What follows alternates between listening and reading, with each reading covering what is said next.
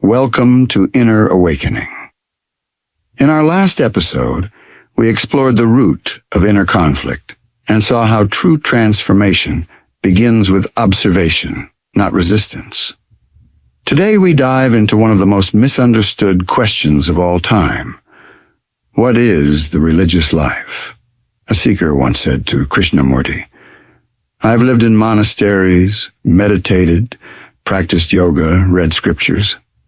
I've lived simply and tried not to harm any living thing, but somehow I feel all this is just the outer edge of something much deeper." Krishnamurti agreed. He said, "What you're calling the religious life is still rooted in effort, in tradition, in the search for achievement. And anything built on effort is still the ego trying to become something. So what is a religious life beyond belief, beyond rituals, beyond becoming?" Krishnamurti answers, "A religious life is not about systems, scriptures, or self-denial. It is a life of complete freedom, freedom from the self, from conditioning, from authority, from fear. It begins with deep attention.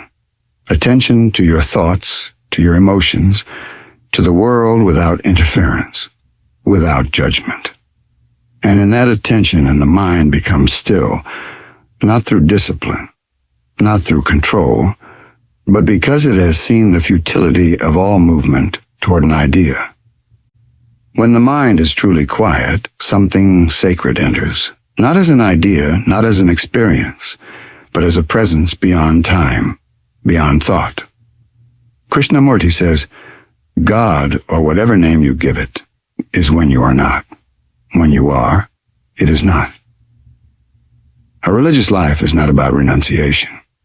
It is about deep sensitivity to sorrow, to beauty, to the movement of life.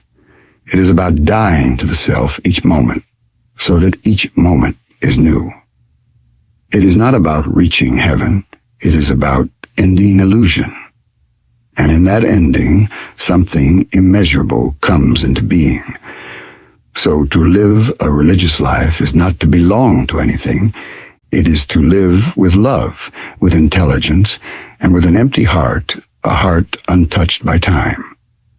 Such a life is sacred because it is free. Thank you for being here, for walking this inner path with us.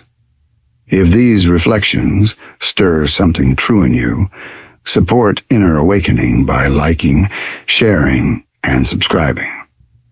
In the next episode, we ask, what does it mean to see the whole?